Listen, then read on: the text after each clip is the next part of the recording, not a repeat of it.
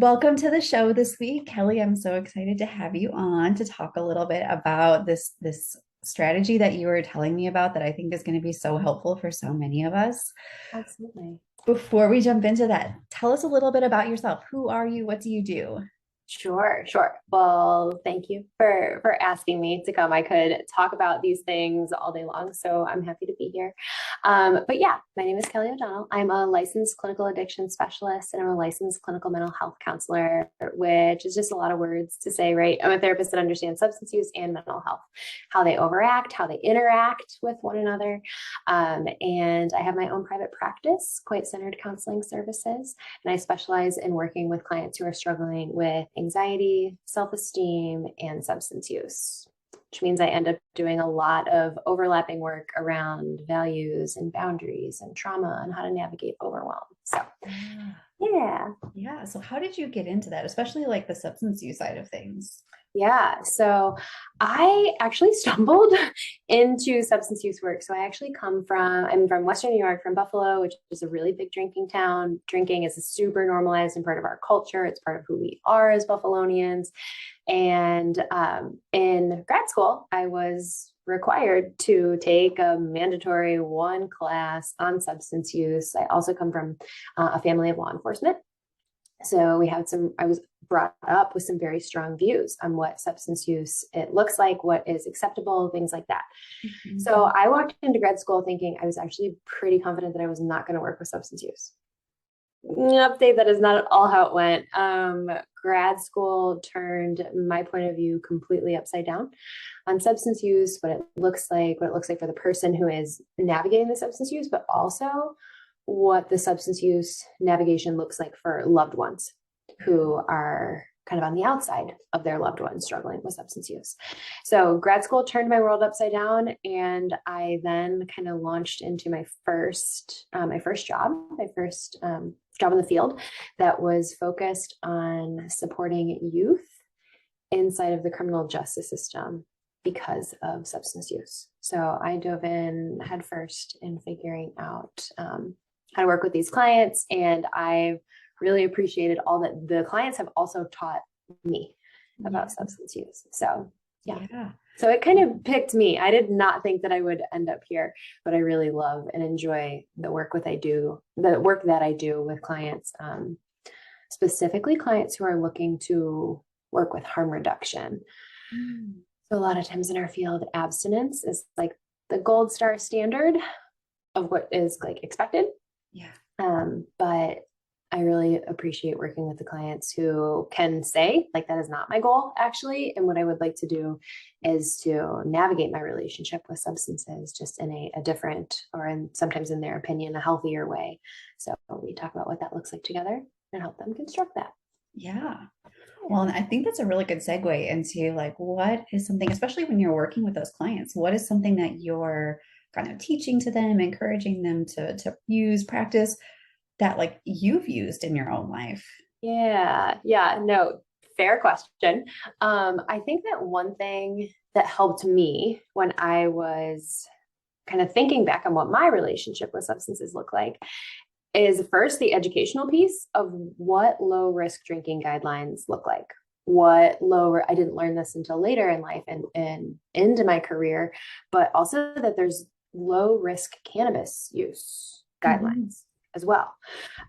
Which when I first learned, I was like, what do you mean? Because it was very black and white, like I said, for me growing up and in a lot of the community therapeutically, it's you either use or you do not use, period. There's not a lot of conversation around, well, what does that acceptable? What is that low risk? What does that healthy relationship with substances look like? So I have incorporated the low risk guidelines into my own life. So I start with that. Would it be helpful to kind of outline Yeah, what? I'm really curious about what that is, especially because as you're talking, I'm thinking about how a lot of work that we do is really like shifting away from all or nothing thinking and really kind of like, ooh, let's move away from that. It's this or that and kind of find like the middle path or the gray or whatever you want to call it. And I'm almost kind of hearing like that all or nothing is something you've kind of felt in kind of like the Uh, therapy community around this.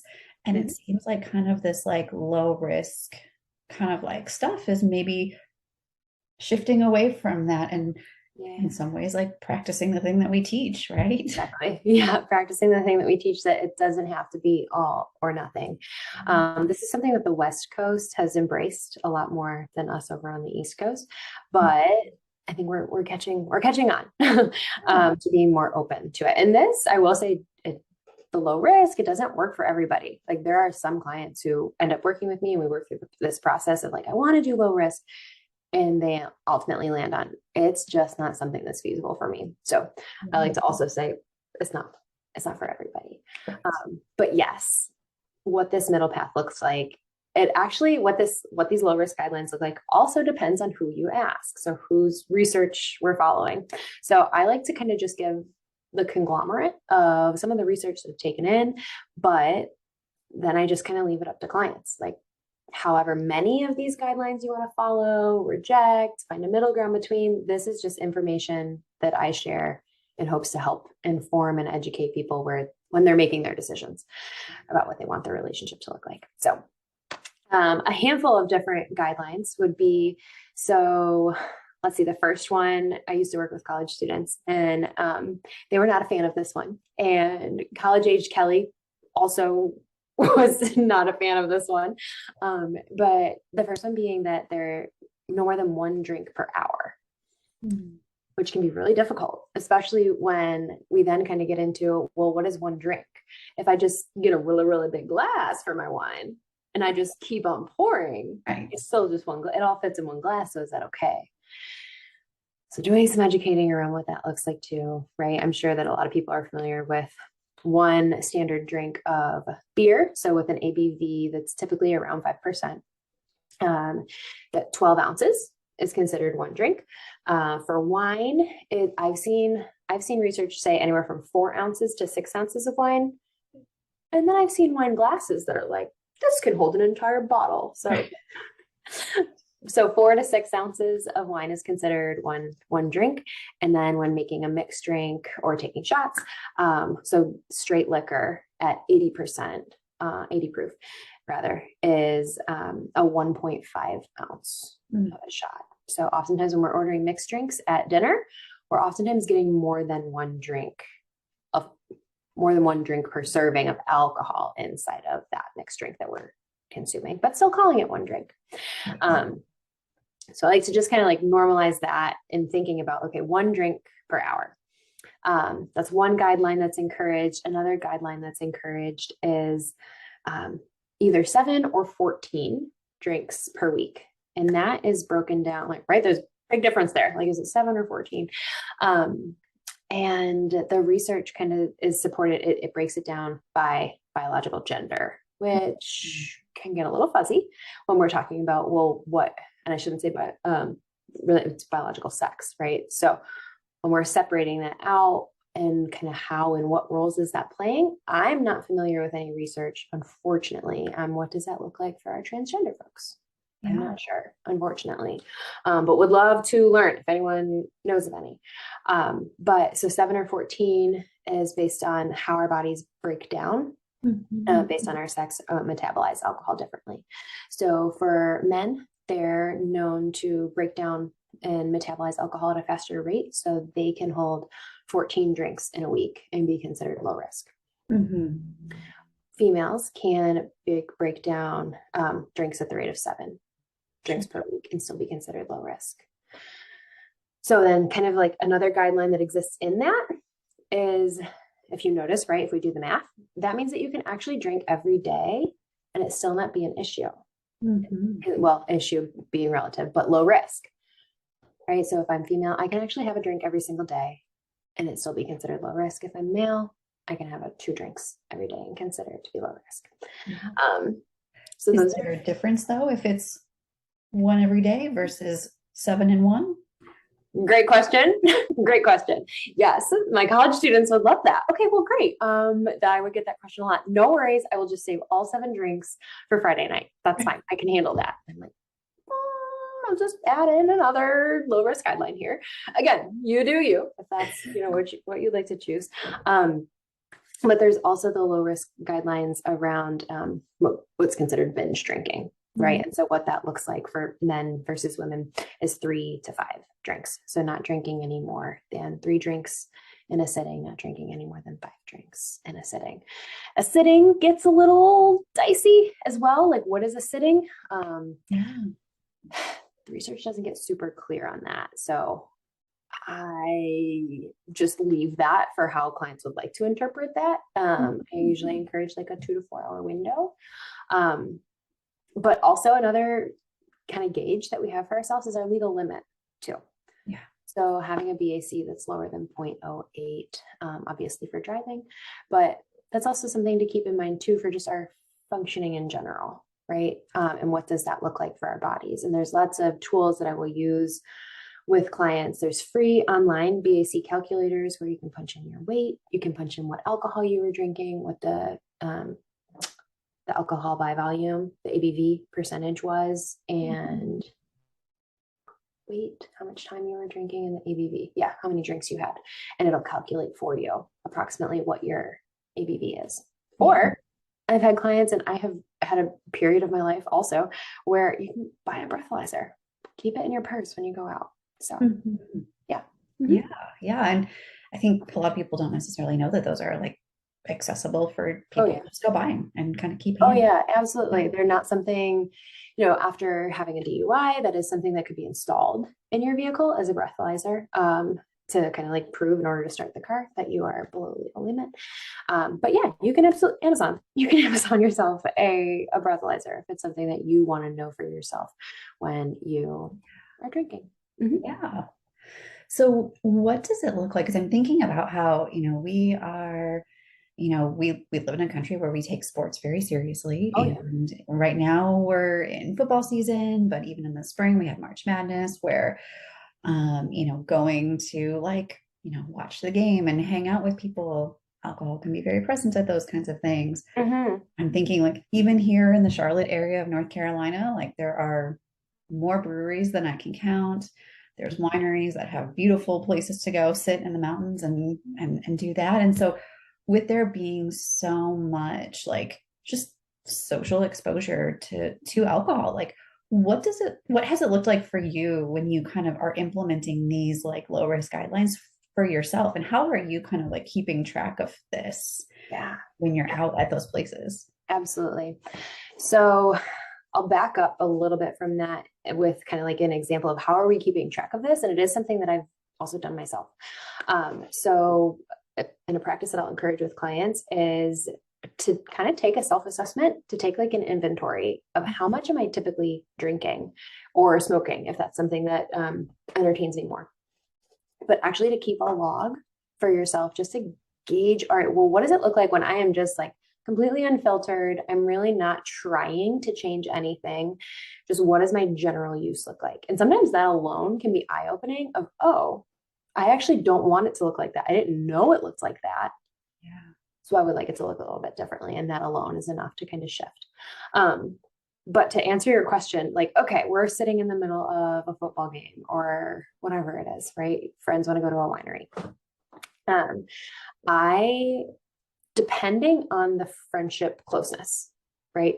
So sometimes if it's a house party, say, right, I'm going to bring what I want to drink, right? And I'm going to limit myself. If I know I really don't want to have more than 3 that night, I'm only going to bring 3. And I'll also bring, what's my backup drink for, say I blow through those 3, what's my backup drink for if there's more time and there's more socializing and I'm not ready to like go home or anything, that I'll also be comfortable enough to have another drink in my hand at the end of the night so that I'm not getting that additional pressure, but it might not have alcohol in it. That's all. So I definitely encourage clients, if you're going somewhere that you can bring your own alcohol, bring it. Other things that I've utilized when going out is actually having a limit of the cash that I'm carrying and not carrying a card on me.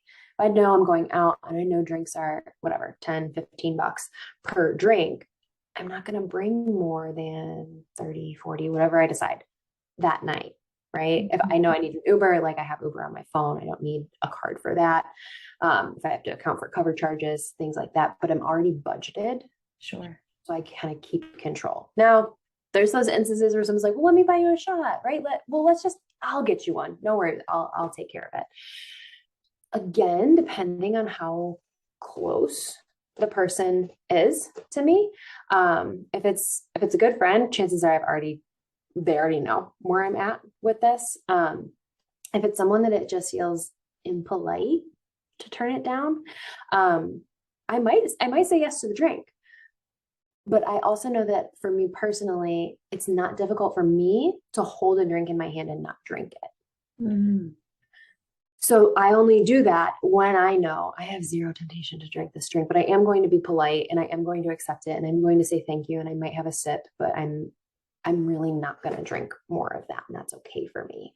For my clients, or when they're feeling like that's something that they do struggle with and they don't want to take the drink, and there's nights where I don't. Also, like, please just stop pushing your drinks on me. Where it might be a comment that's more like, that is so sweet of you to offer, but I'm good for the night. Thank you. Yeah. And I like to kind of set I'm good for the night so that they're not asking me again, right? It's not, I'm good for now, or maybe in a little bit, or those comments tend to invite the invitations back. Yeah. The follow. I really try to make sure that when I am saying it, especially with someone that can be a little bit more forward or encouraging for me to drink more, just letting them know I'm actually good for the night. Thank you though. I'm driving is oftentimes another thing that I'll say. I'm actually the one that's driving tonight, but thank you. Mm-hmm. That usually doesn't get a lot of pushback. So I've been grateful for that. Other times when it has gotten pushback, I've actually just kind of like spun it and been like, man, you really want me to drink? Please no. And I'll reassure, like, please no, like, I want you to have all the fun and I am not judging at all. You really want me to drink though. And that's just not going to happen tonight, but you have a blast. Yes. Yeah. Yeah. I mean, I think that those are really great strategies, especially thinking about just some different contexts, right? Where there might be some pressure from other people, or there might not necessarily be direct pressure from people, but just kind of being in those settings and having, I'm thinking sometimes at breweries, there's really not anything else to drink other than maybe water. There might be some water. And go ahead. Yeah, no, I'm just, thinking about how I like the variety of these things that you're kind of sharing about how, there's things that we can say, there's things that we can do to kind of draw that line in a way that still feels natural. Mm-hmm. Yeah. And the natural piece, it has to feel good for the person that's actually using the line, right? Like, I'm adding like what Kelly would sound like as she's saying this to a friend, but I realize it's not how everyone talks, right? We all have to find our own flavor of what that looks like. Another one that I will use at breweries, I thankfully have noticed breweries, like, shout out to them, that they are coming up with more non-alcoholic drinks. Kombucha is coming more on the scene. Tea is coming more on the scene, which has been really great.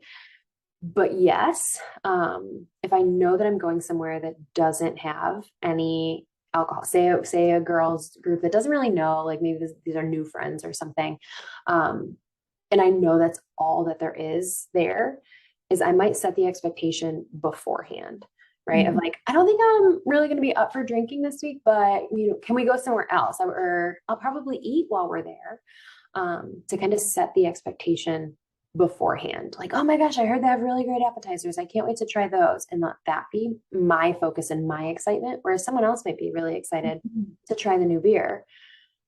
I'm genuinely not. I'm more interested in the food. So but I share that with other people to kind of set their expectations before even getting into the situation, right? So if I can set the expectation, if I can change our location as a group as to where we're going, I try to do that. The other thing is I will buy my own drink, right? So if I am somewhere and someone's like, hey, what can I get you? Oh, no worries. I'll go to the bar in just a second and get it myself. Appreciate it though. And when I go to the bar, if they've got literally nothing else, I'm like, okay, can you throw soda water and a lime in there? People don't generally ask questions. What'd you get? I don't know. I don't know what they made me. It was good though. Yep. Yeah. I don't have to explain it. That's another thing. If I'm with a group of people that I don't know that will respect my decision, I am okay, and this is again a very personal decision. I'm okay with kind of protecting myself in that and not being fully transparent, not showing all of my story to the client. Am I encouraging people to lie?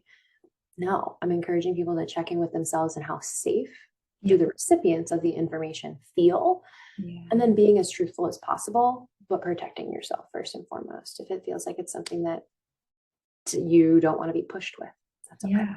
I mean, at the end of the day, it comes down to being effective, right? And being effective for what's going to line up with your goals and what you are really needing this to look like. While we're talking about this, the other thing that's kind of coming into my mind that I'm a little bit curious about is like when you have like a special event going on, Mhm. or like I'm thinking about like vacations, especially like, beach vacations where Sure. Oh pina yeah. coladas, mai tais, like, oh my gosh, so fun. And Mm-hmm. or weddings where there can be a lot of kind of like celebratory drinking kind of happening. Yeah. Are there any like special things that you do to kind of like just remain mindful of this, or maybe kind of like track it in a different way, or anything like that that's especially good for like those kinds of like out of the ordinary moments? Sure. Sure. Great question. And I'm thinking to the last few weddings that I recently went to, or we did have a beach trip um, that we recently went on. And, it very much came down to who I was with. The beach trip, I didn't drink at all. Mhm. I don't think I had I don't think I had a single drink while at that beach trip.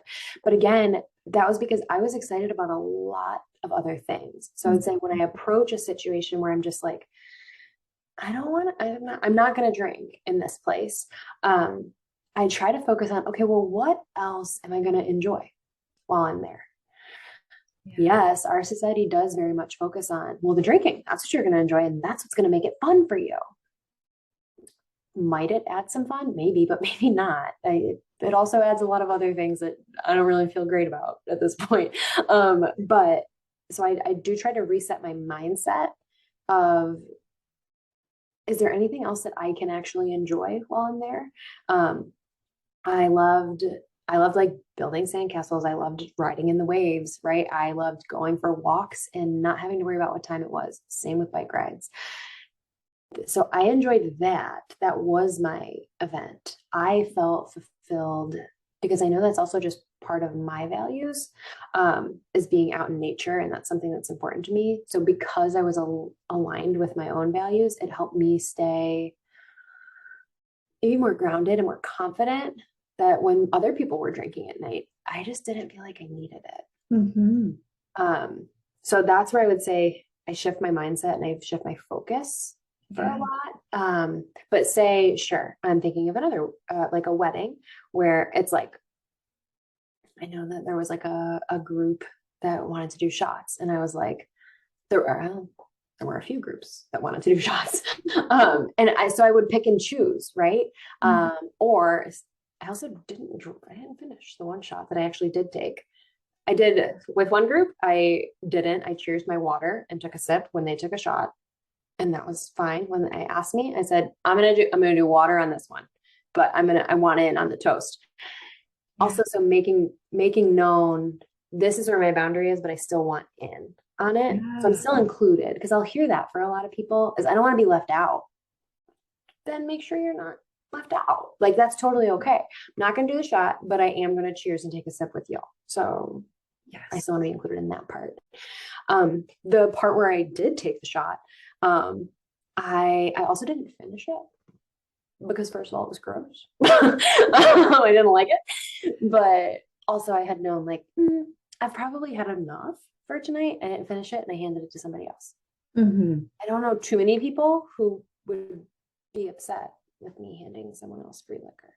Yeah. Um, so I don't usually get a lot of pushback with that Yeah. either. Like I can participate it, I can sip it, and I can hand it to somebody else. Yeah. That sometimes I will also prep other people for. I want to do this, but I really only want to taste it. Will you finish it? So that Mhm. it's a smooth transition Yeah. after those two. Yeah. I like how with both of those, there's still, I really like just there's the opportunity to still participate, right? Like you said, not feeling like you're missing out on these things, feeling like you're still included. And Mhm. if it is feeling like a group experience, like you still can feel part of the group. Hmm. Absolutely. And that is something that I'll hear quite often. And I think back to my college days, and that was a big concern for me at that point too. I didn't want to, like, sure, when friends were going out, well, Wednesday, Thursday, Friday, Saturday, I didn't want to miss out on it, but I also didn't want to necessarily go hard on all of those nights. And so I would also like, I found another friend who was in the same boat as me.